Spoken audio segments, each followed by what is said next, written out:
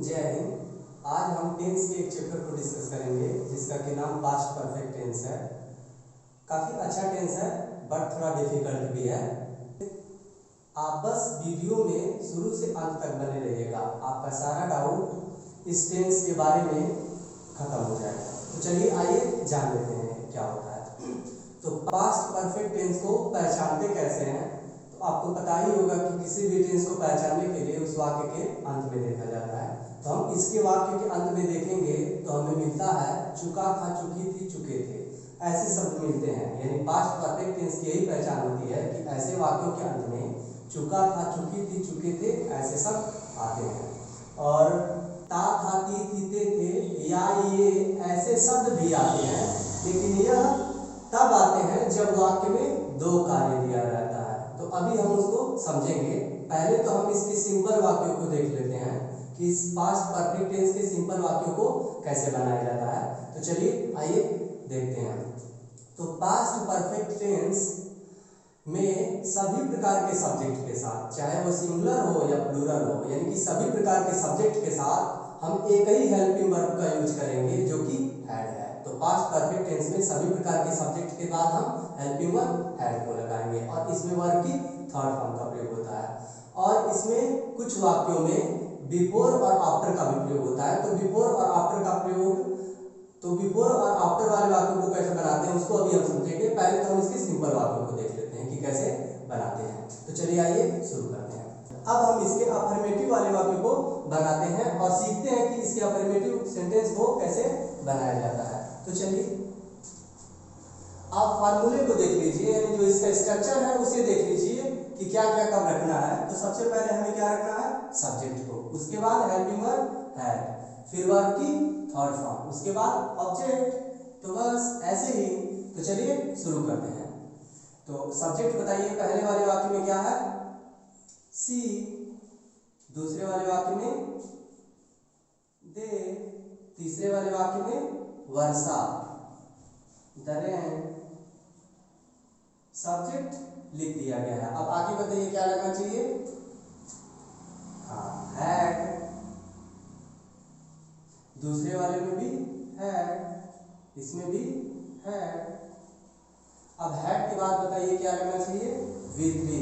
इसमें वर्ब बताइए क्या है, पकाना।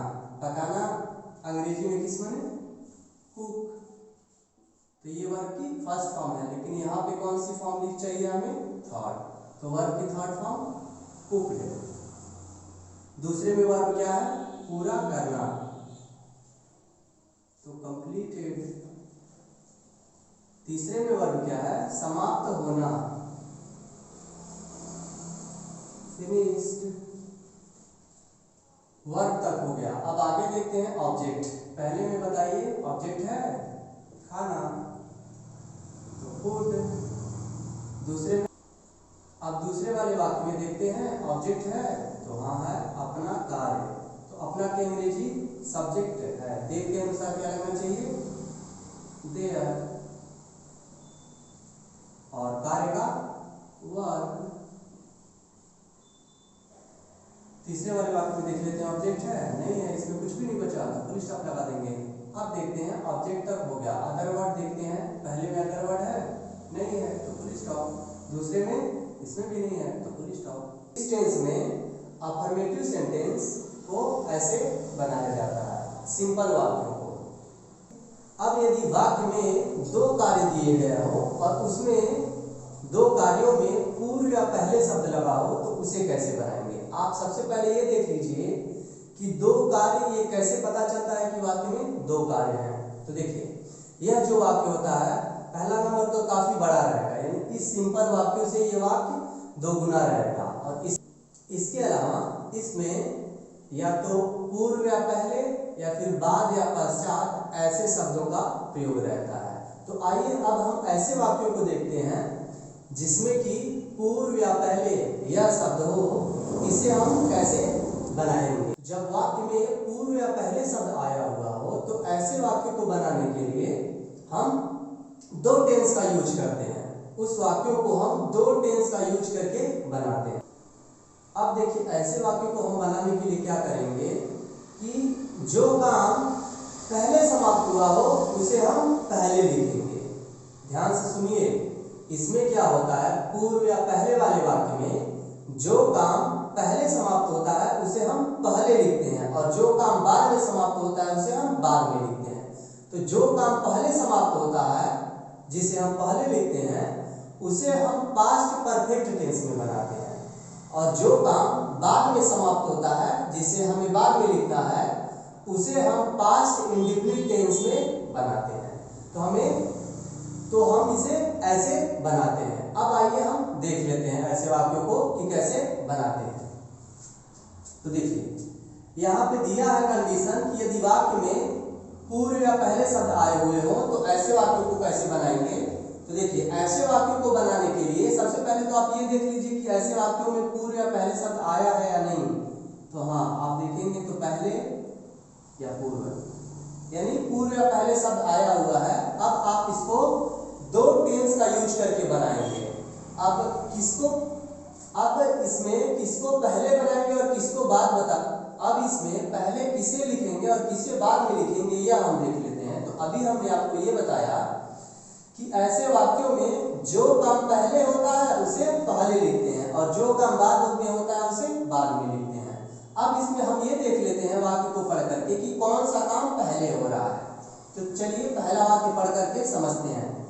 डॉक्टर के आने के पहले मरीज मर चुका था। इस वाक्य को आप पढ़ रहे हैं तो आपको ये पता चल रहा है कि ये जो पहले के बाद ये जो उपवाक्य लिखा है यह काम पहले हो रहा है, यानी डॉक्टर के आने, यानी डॉक्टर अभी नहीं आया था, उसके पहले ही मरीज मर चुका था, यानी यह काम पहले हो रहा है और यह काम बाद में हो रहा है।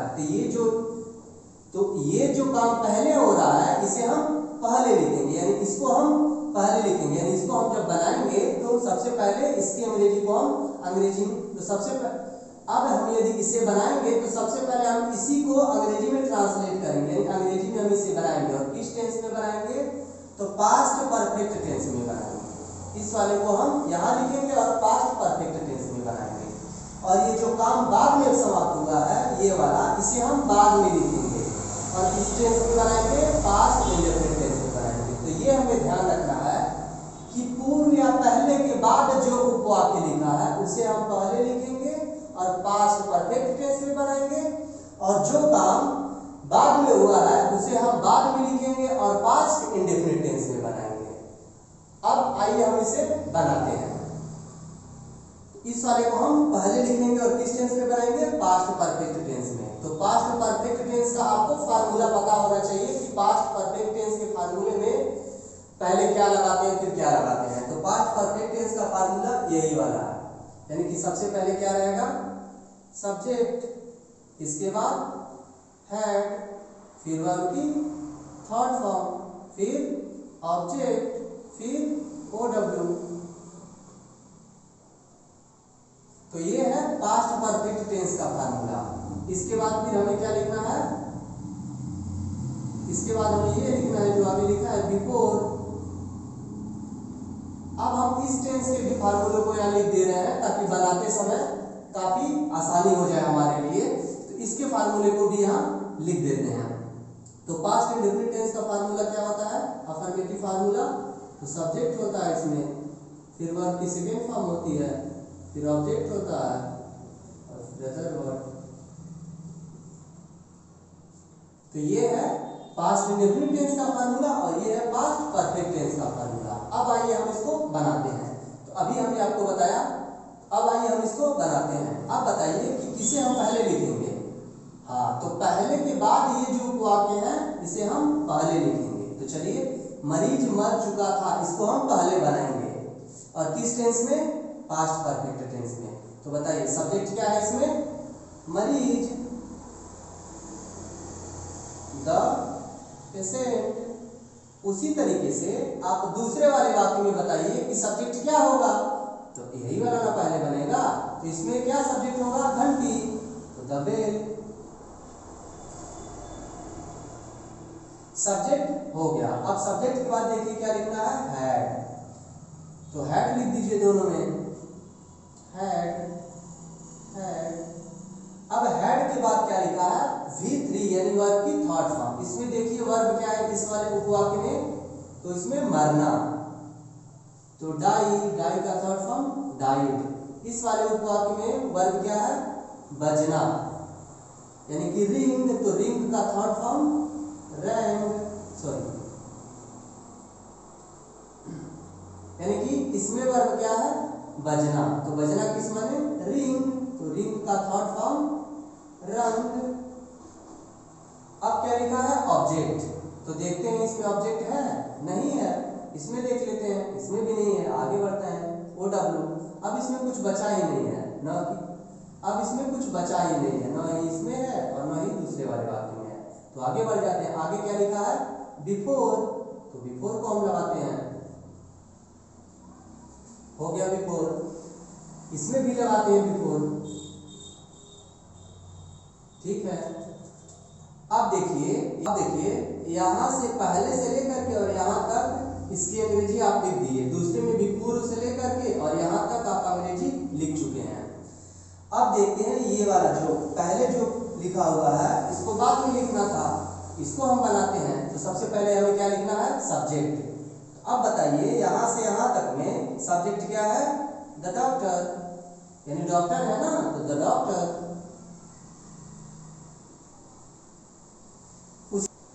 अब दूसरे में देखते हैं, तो दूसरे में सब्जेक्ट क्या है, यहां से यहां तक में मेरे, तो मेरे की अंग्रेजी आई, माई, आप माई मत लगाइएगा, क्योंकि माई तो आप यहाँ माई मत लगाइएगा, इसलिए माई नहीं लगेगा, क्योंकि हमें सब्जेक्ट चाहिए, और जो माई होता है वो पॉजेसिव केस रहता है, लेकिन यहाँ पे ये सब्जेक्ट के स्थान पर आया है, इसलिए हम मेरे की अंग्रेजी क्या लिखेंगे, आई को लिखेंगे, ना कि माई को। चलिए सब्जेक्ट हो गया। उसके बाद क्या लिखना है, V2, तो इसमें वर्ब क्या था, आना, तो आना किस माने, कम, कम का सेकेंड फॉर्म, सेकेंड चाहिए ना, तो कम का सेकेंड फॉर्म केम। उसी तरीके से दूसरे में देख लेते हैं, वर्ब क्या है, पहुंचना, तो पहुंचना किस माने, रीच, तो रीच का सेकेंड फॉर्म रीच्ड। अब क्या लिखा है, ऑब्जेक्ट, इसमें देख लेते हैं ऑब्जेक्ट है, नहीं, इसमें कुछ भी नहीं बचा, तो फुल स्टॉप लगा देंगे। इसमें देख लेते हैं ऑब्जेक्ट है, हाँ, विद्यालय है, तो स्कूल, इसमें भी अब कुछ नहीं बचा, तो फुल स्टॉप लगा देंगे। तो इस प्रकार से हम बिफोर वाले वाक्यों को अंग्रेजी में ट्रांसलेट करते हैं। अब हम आफ्टर वाले वाक्यों को देख लेते हैं।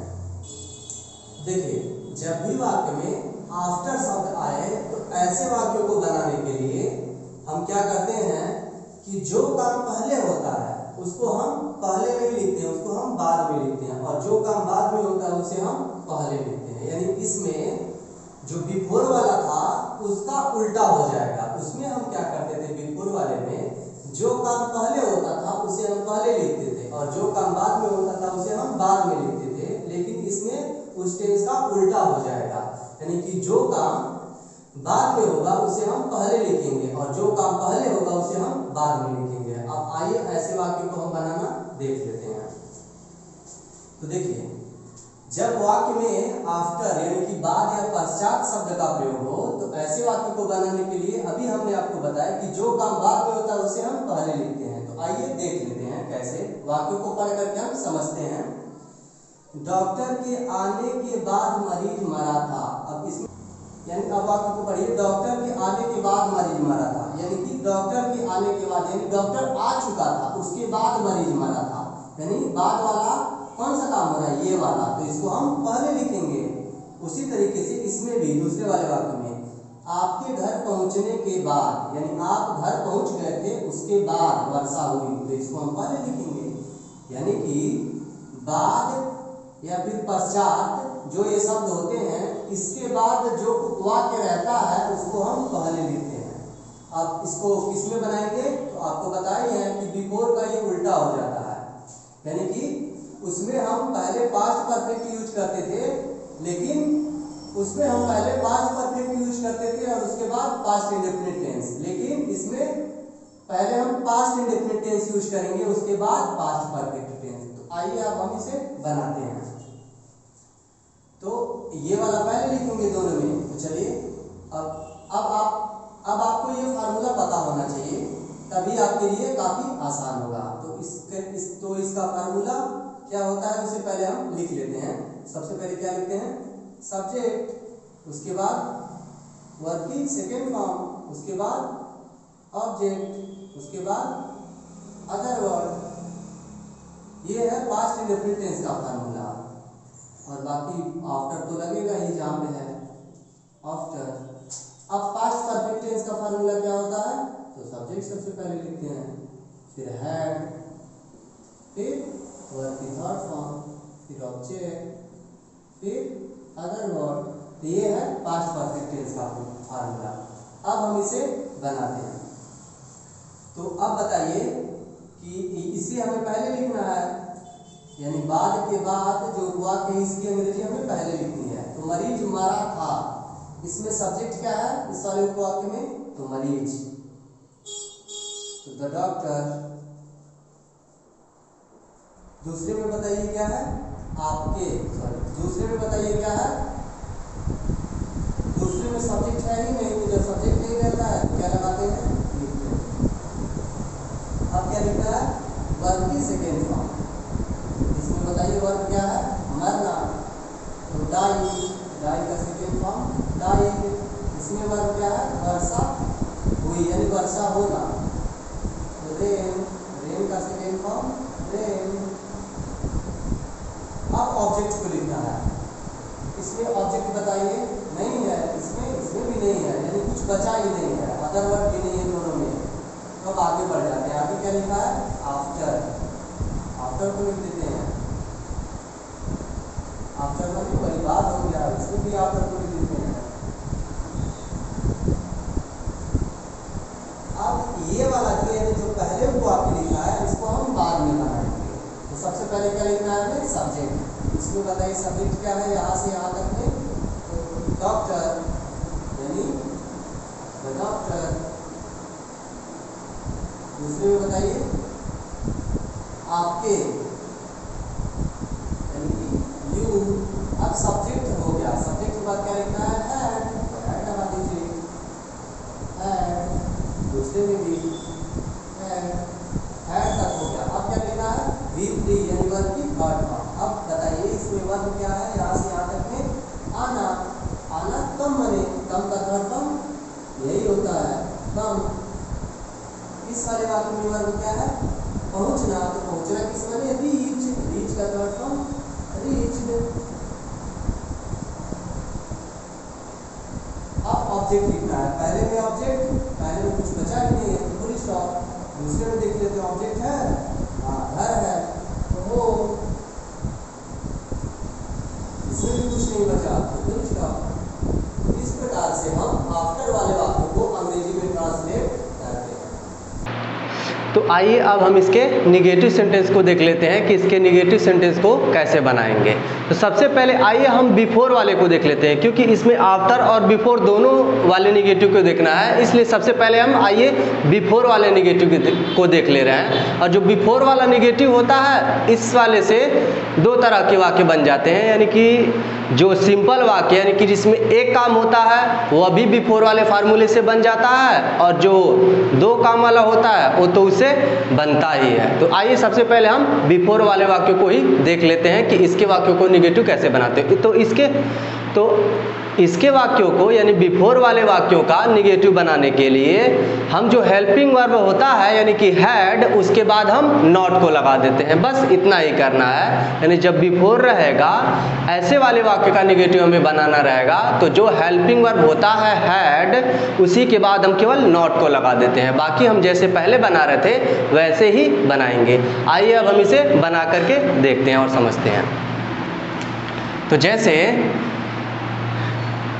पहला, दूसरा और तीसरा, ये जो तीनों वाक्य हैं, इसको हम इसी फार्मूले पर बनाएंगे। यानी कि सबसे पहले हमें क्या लिखना पड़ेगा, पास्ट परफेक्ट टेंस, यानी कि पास्ट परफेक्ट टेंस का फार्मूला। और चूंकि ये निगेटिव सेंटेंस है, इसलिए पास्ट परफेक्ट टेंस का निगेटिव फार्मूला ही हमें यूज करना चाहिए।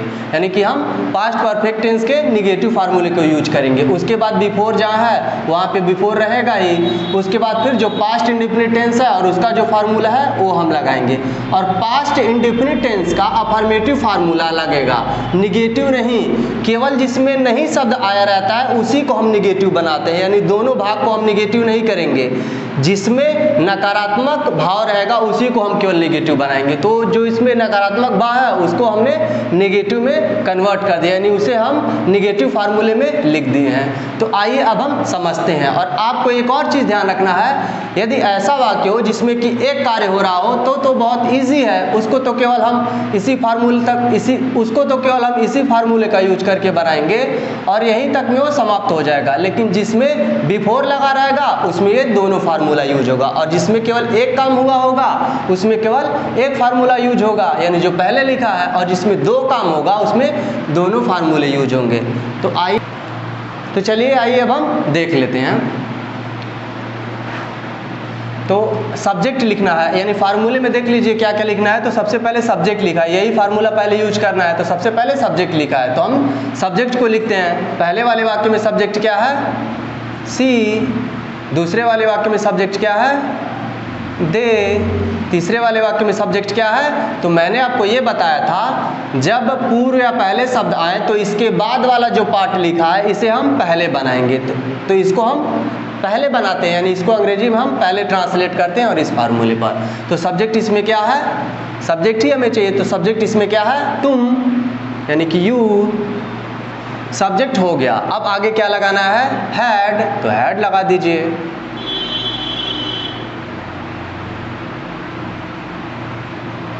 अब फिर क्या लिखना है? नॉट, तो नॉट लगा दीजिए।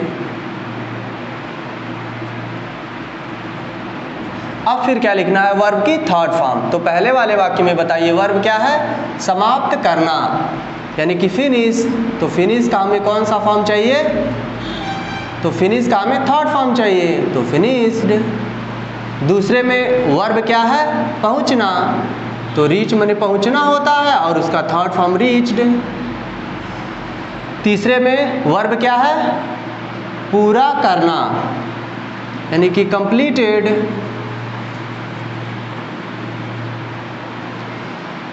वर्ब तक हो गया। अब क्या लिखना है? ऑब्जेक्ट। तो पहले में देख लेते हैं ऑब्जेक्ट क्या है? अपना कार्य। तो अपना की अंग्रेजी सब्जेक्ट के अनुसार लगता है, इसमें सब्जेक्ट क्या है? सी। तो अपने की अंग्रेजी सी के साथ हर, कार्य का वर्क, इसमें कुछ नहीं बचा, फुल स्टॉप। दूसरे में देख लेते हैं ऑब्जेक्ट क्या है? स्टेशन। तो स्टेशन, इसमें भी अब कुछ नहीं बचा, तो फुल स्टॉप। तीसरे में देख लेते हैं ऑब्जेक्ट क्या है? अपना कार्य। तो इसमें भी सब्जेक्ट के अनुसार अपने की अंग्रेजी लगेगी। इसमें सब्जेक्ट क्या था? यू, तो अपने की अंग्रेजी योर, और कार्य का वर्क। ऑब्जेक्ट तक हो गया। अब इसमें कुछ बचा भी नहीं, तो हम क्या लगाएंगे? आगे क्या लिखा है? बिफोर, तो बिफोर। अब फिर जो ये वाला वाक्य बचा है इसको हम इधर लिखते हैं। ये तो मैंने आपको बताया ही था, तो इसको हम इधर लिखेंगे, यानी इधर इसकी अंग्रेजी बनाएंगे। तो क्या सबसे पहले लिखेंगे इसमें? सब्जेक्ट। तो इसमें सब्जेक्ट क्या है? यहाँ से यहाँ तक में मेरे, तो आई। अब क्या लिखना है? वर्ब की सेकेंड फॉर्म। वर्ब इसमें क्या है? आना, तो आने का सेकेंड फॉर्म केम। और कुछ है? नहीं, इसमें कुछ नहीं बचा, तो फुल स्टॉप। तो इस प्रकार से हम बिफोर वाले वाक्यों का निगेटिव सेंटेंस बनाते हैं। यदि हमें आफ्टर वाला निगेटिव बनाना रहे तो हम क्या करेंगे? तो आफ्टर वाले निगेटिव को बनाने के लिए हम क्या करेंगे? उसके उल्टा कर देंगे। हमें आफ्टर वाला निगेटिव बनाना रहे तो उसे कैसे बनाएंगे? तो उसको जैसे हम अफर्मेटिव को बना रहे थे वैसे ही बनाएंगे, यानी कि पहले अफर्मेटिव में हम पास्ट इंडेफिनिट टेंस रख रहे थे और बाद में पास्ट परफेक्ट टेंस रख रहे थे, तो यहाँ पर भी वैसे ही करेंगे। लेकिन जो हम पास्ट इंडेफिनिट टेंस रखेंगे उसे हम निगेटिव में, यानी यहाँ पे जो पास्ट इंडेफिनिट टेंस का फार्मूला रहेगा वह निगेटिव होगा। क्यों निगेटिव होगा? क्योंकि ये वाकई निगेटिव है, तो उसका निगेटिव फार्मूला ही ना हमें लगाना पड़ेगा, अफर्मेटिव थोड़ी ना लगाएंगे, क्योंकि वाक्य तो निगेटिव है, यानी जिसमें नहीं शब्द रहेगा उसके हम निगेटिव वाले फार्मूले को यूज करेंगे। तो यहाँ पर पढ़ने के बाद हमें हमें ये पता चल रहा है कि ये जो दूसरा पार्ट है इसमें नहीं शब्द आया है, तो इसको हम पहले लिखते हैं। और यह कौन से टेंस में इसको बनाते हैं, तो पास्ट इंडेफिनिट टेंस में बनाते हैं। और ये निगेटिव है तो हम क्या करेंगे, पास्ट इंडेफिनिट टेंस का निगेटिव फार्मूला यूज करेंगे। जैसे यहाँ पे आपको पास्ट इंडेफिनिट टेंस लिखना है सबसे पहले, तो इसका हम फार्मूला यहाँ पे लिख दिए हैं। उसके बाद फिर हमें आफ्टर लगाना है, उसके बाद फिर हमें पास्ट परफेक्ट टेंस लगाना है। तो चलिए बनाते हैं इसको। सबसे पहले हमें सब्जेक्ट लिखना है। तो आपको पता ही है कि इस वाले पोर्शन को हम यानी पश्चात और बाद, इसके बाद वाला जो भाग है उसे हम पहले बनाते हैं। तो इसको पहले बनाते हैं। राम यहाँ नहीं आया, तो सब्जेक्ट इसमें क्या है, राम। आगे क्या लिखना है, डिड नॉट। डिड नॉट के बाद क्या लिखना है, वर्ब की फर्स्ट फॉर्म। तो वर्ब इसमें क्या है, आना यानी कि कम। अब ऑब्जेक्ट तो देख लेते हैं हम, ऑब्जेक्ट है हाँ यहाँ, तो हियर। अब इसमें कुछ बचा नहीं बचा, तो हम आफ्टर आगे बढ़ जाएंगे। जब अदर वर्ड है ही नहीं तो हम आफ्टर बढ़ जाए, तो हम जब अदर वर्ड है ही नहीं तो हम आगे बढ़ जाएंगे यानी कि आफ्टर। अब यहाँ से यहाँ तक बन गया। अब इसको हमें बनाना है और इस फार्मूले में लिखना है, यानी सब्जेक्ट लिखना है सबसे पहले। तो इसमें सब्जेक्ट क्या है, यहाँ से यहाँ तक में उसके, यानी कि ही या सी कुछ भी लिख सकते हैं। तो ही। अब क्या लिखना है, हैड। तो हैड। आगे क्या है, वर्ब की थर्ड फॉर्म। इसमें वर्ब क्या है, जाना यानी कि गो। तो हमें थर्ड फॉर्म चाहिए, तो गो का थर्ड फॉर्म गॉन। और कुछ है नहीं, तो फुल स्टॉप। उसी तरीके से हम दूसरे वाले वाक्य को भी बनाएंगे। सबसे पहले हमें सब्जेक्ट लिखना है, तो यानी ये वाला पार्ट हम पहले बनाएंगे और इधर लिखेंगे। तो बनाते हैं। सब्जेक्ट इसमें क्या है, बच्चे, द चिल्ड्रेन। आगे क्या लिखना है, डिड नॉट। तो लिख देते हैं डिड नॉट। वर्ब की फर्स्ट फॉर्म। वर्ब इसमें क्या है, गए यानी कि जाना, तो गो। ऑब्जेक्ट विद्यालय, तो टू स्कूल। अदर वर्ड नहीं है तो आगे बढ़ जाएंगे आफ्टर। अब ये वाला बचा वर्षा होने, इसको इस फार्मूले पर बनाएंगे। तो सब्जेक्ट सबसे पहले लिखा है। इसमें सब्जेक्ट क्या है, यहाँ से यहाँ तक में, तो इसमें सब्जेक्ट है ही नहीं। तो आपको पता ही है कि सब्जेक्ट जहाँ नहीं रहता है वहाँ पे हम एक वर्ड यूज करते हैं, इट। तो इट हमने लगा दिया। आगे क्या लिखा है, हैड, तो हैड को लगा देते हैं। अब क्या लिखना है, वर्ब की थर्ड फॉर्म। इसमें वर्ब क्या है, वर्षा होना, तो वर्षा होना रेन। रेन का थर्ड फॉर्म रेन्ड। तो इस प्रकार से हम आफ्टर वाले वाक्यों का निगेटिव बनाते हैं। इंट्रोगेटिव वाक्यों को बनाना देखते हैं। तो यदि क्या वाला आप इंट्रोगेटिव यानी कि बिफोर वाला और आफ्टर वाला बना लेते हैं, क्या वाला वाक्य, तो आप इंट्रोगेटिव वाक्य मतलब जितने होते हैं इंट्रोगेटिव में जो भी, ठीक है, क्वेश्चन वर्ड बीच में आते हैं, क्वेश्चन और नाउन होते हैं, तो उसको आप आसानी से बना लेंगे। लेकिन सबसे पहले आपको उसमें इंट्रोगेटिव में क्या वाला जो वाक्य यानी जो शब्द क्या से शुरू होता है, इस वाक्य को कैसे बनाते हैं, यदि आप यह समझ लिए तो उसमें आप जितना आएगा उसे सब आप बहुत ही आसानी से समझ जाएंगे। तो आइए हम इसी को सबसे पहले समझते हैं। तो सबसे पहले शब्द से शुरू हो तो इसे हम कैसे बनाएंगे, इसी को हमें देखना है। तो देखिए, जब भी वाक्य क्या से शुरू हो तो हम उसमें हेल्पिंग वर्ब का ही पहले यूज करते हैं।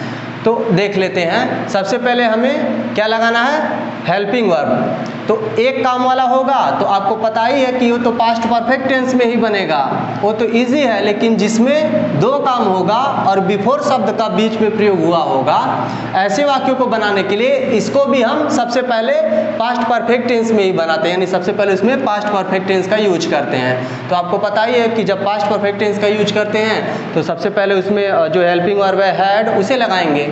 तो चलिए हम बनाते हैं। तो सबसे पहले क्या लिखा है, सब्जेक्ट, यानी पास्ट परफेक्ट टेंस यूज करना है उसमें। इसका ये फार्मूला है, सबसे पहले हैड लिखा है तो हम हैड को लिख देते हैं, हैड। दूसरे में भी हैड। अब आगे क्या लिखा है, सब्जेक्ट। तो पहले वाले वाक्य में सब्जेक्ट क्या है, वे, यानी कि दे। दूसरे में आपको पता ही है कि इसमें से कोई सब्जेक्ट होगा। इसमें क्या है सब्जेक्ट, घंटी, यानी इसके बाद ही जो वाक्य है इसी को बनाना था। तो इसमें सब्जेक्ट क्या है, घंटी, यानी द बेल। अब क्या लिखना है वर्ब की थर्ड फॉर्म। तो पहले वाले वाक्य में वर्ब क्या है सोना, तो स्लीप का थर्ड फॉर्म स्लेप्ट। दूसरे में वर्ब क्या है बजना, तो बजना रिंग मने, रिंग का थर्ड फॉर्म रंग, RUNG रंग। अब क्या लिखना है ऑब्जेक्ट, पहले में कुछ बचा नहीं, इसमें कुछ है ही नहीं तो क्वेश्चन मार्क लगा देंगे। इस वाले वाक्य में देख लेते हैं, दूसरे में कुछ है नहीं तो आगे बढ़ जाएंगे, ऑब्जेक्ट ऑब्जेक्ट है ही नहीं, आगे अदर वर्ड ए भी नहीं है तो क्या लगाएंगे बिफोर, तो बिफोर लगा दें। उसके बाद फिर सब्जेक्ट लिखना है, तो यहाँ से और यहाँ तक के बीच में बताइए सब्जेक्ट क्या है, तो मेरे यानी कि आई। अब क्या लिखना है वर्ब की सेकेंड फॉर्म, इसमें वर्ब क्या है पहुँचना, तो पहुँचना रीच, रीच का सेकेंड फॉर्म रीच्ड। अब ऑब्जेक्ट को लिखना है, ऑब्जेक्ट क्या है विद्यालय, तो स्कूल, और इसमें कुछ है नहीं है यानी नहीं अदर वर्ड है और नहीं अन्य कुछ है तो हम क्या लगाएंगे क्वेश्चन मार्क। तो अब आप यदि क्या वाला वाक्य को समझ लिए कि ये कैसे बना है, तो इसमें यदि कब क्यों कैसे ये सब बीच में आते हैं या फिर क्वेश्चन वर्ड और नाउन ये वाला भी वाक्य रहता है तो आप उसको भी आसानी से बना लेंगे। अब मान लीजिए इसमें क्वेश्चन वर्ड कहीं बीच में आएगा तो आप क्वेश्चन वर्ड को पहले लिख देंगे, यानी हेड के पहले आप क्वेश्चन वर्ड लगा देंगे। और इसके अलावा यदि क्वेश्चन वर्ड और नाउन दोनों आते हैं तो आपको पता ही है कि क्वेश्चन वर्ड और नाउन को एक साथ लिखते हैं तो उसकी अंग्रेजी एक साथ लिख दीजिएगा, उसके बाद फिर हेड को लगाइएगा। तो इस तरीके से हम बिफोर वाले वाक्यों को आसानी से बना सकते हैं। अब आइए हम आफ्टर वाले वाक्यों को देख लेते हैं। तो आफ्टर वाले वाक्यों में आपको पता ही है कि सबसे पहले हम पास्ट इंडेफिनिट टेंस का यूज करते हैं। तो सबसे पहले हम पास्ट इंडेफिनिट टेंस के फार्मूले को लिखेंगे, यानी कि जो क्या वाला फार्मूला होता है, यानी कि जो डिड से शुरू होगा। तो यहाँ पे देखिए, चलिए अब हम इसको बना करके समझते हैं। तो इसमें आपको पता ही है कि बाद और पश्चात, इसके बाद जो रहेगा उसको हम पहले बनाएंगे। तो सबसे पहले हमें क्या लिखना है डिड, तो इसमें डिड, इसमें सब, तो सबसे पहले हमें क्या लिखना है, तो सबसे पहले हमें क्या लिखना है डिड, तो डिड को लिख देते हैं दोनों में डिड डिड। अब क्या लिखना है सब्जेक्ट, तो बताइए सब्जेक्ट क्या है महेश, दूसरे में घंटी यानी कि द बेल। वर्ब की फर्स्ट फॉर्म, इसमें बताइए वर्ब क्या है याद करना, तो लर्न। दूसरे में वर्ब क्या है बजना, तो रिंग। हो गया। ऑब्जेक्ट, पहले में ऑब्जेक्ट है हाँ अपना पाठ, तो सब्जेक्ट के अनुसार अपने की अंग्रेजी लगेगी। तो मैंने आपको बताया ही था, तो बताइए क्या लगेगा महेश है, यानी कि एक नाम है, तो एक नाम के साथ अपने की अंग्रेजी क्या बताई गई थी हिज, और पाठ का लेसन। दूसरे वाले वाक्य में देख लेते हैं, दूसरे वाले वाक्य में नहीं है ऑब्जेक्ट, अदर वर्ड देख लेते हैं, अदर वर्ड भी नहीं है, इसमें भी नहीं है। अब क्या लगाएंगे हम आफ्टर, तो आफ्टर लगा देते हैं आफ्टर, दूसरे वाले में भी आफ्टर लगा देते हैं। आफ्टर के बाद हमें क्या लिखना है सब्जेक्ट। तो अब यहाँ से और यहाँ तक में आपको बताना है कि सब्जेक्ट क्या है। तो बताइए पहले वाले वाक्य में सब्जेक्ट क्या है राकेश, तो राकेश। दूसरे वाले वाक्य में सब्जेक्ट क्या है तुम्हारे, तो यू। सब्जेक्ट के बाद क्या लिखा है हैड, तो हैड लगा दीजिए हैड हैड। अब क्या लिखना है वर्ब की थर्ड फॉर्म, तो इसमें बताइए वर्ब क्या है सोना, तो सोना किस माने स्लीप, हमें कौन सा फॉर्म चाहिए थर्ड, तो स्लीप का थर्ड फॉर्म स्लेप्ट। दूसरे में देख लेते हैं वर्ब क्या है पहुंचना, तो रीच, रीच का सेकेंड, रीच का थर्ड फॉर्म रीच्ड। ऑब्जेक्ट, पहले में देख लेते हैं ऑब्जेक्ट है नहीं है, दूसरे में देख लेते हैं ऑब्जेक्ट है हाँ है, विद्यालय, तो दूसरे में देख लेते हैं ऑब्जेक्ट है हाँ है, विद्यालय, तो स्कूल। अब हमें अदर वर्ड लिखना है, लेकिन अब वाक्य में कुछ बचा ही नहीं है, तो क्वेश्चन मार्क लगा देंगे। अब यदि आप ये समझ लिए कि आफ्टर वाले में जो वाक्य क्या से शुरू होते हैं ये कैसे बनते हैं, तब आप यदि बीच में कोई क्वेश्चन वर्ड आता है तो इसको आप आसानी से बना लेंगे। यदि मान लीजिए कोई यहाँ क्वेश्चन वर्ड दोनों वाक्यों के बीच में आ गए तो आप उसको कैसे बनाएंगे, तो आप उसको बनाने के लिए क्वेश्चन वर्ड डिड से पहले लिख देंगे बस। और मान लीजिए यदि क्वेश्चन वर्ड और नाउन दोनों आते हैं तो क्वेश्चन वर्ड के बाद आप नाउन लिख देंगे, उसके बाद फिर डिड को लगाइएगा। इस प्रकार से हम आफ्टर वाले सभी इंट्रोगेटिव वाक्यों को अंग्रेजी में ट्रांसलेट करते हैं। आई होप कि आपको वीडियो अच्छे से समझ में आया होगा। अब मिलते हैं किसी अन्य वीडियो में, तब तक के लिए धन्यवाद।